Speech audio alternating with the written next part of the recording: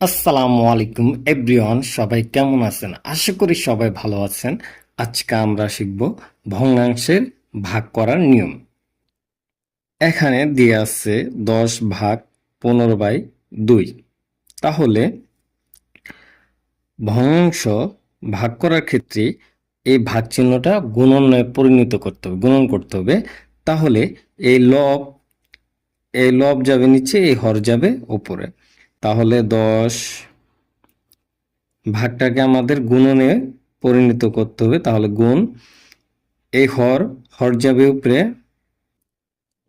2 উপরে দিলাম, নিচে দিলাম 15।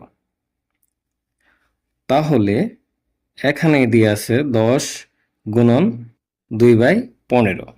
এটা আমরা করতে পারি, কাটাকাটি করতে পারি। এটা 5 দিয়ে কাটবো,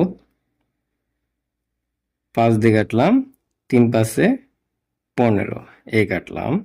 তাহলে এই দুইটা কি করব? গুণ করব। 2 দুগুণে 4, 4 নিচে হচ্ছে 3। তাহলে এটা আমরা পূর্ণ সংখ্যায় নিয়ে আসবো। সেক্ষেত্রে করতে হবে 3/4। এটা আমরা ভাগ করব।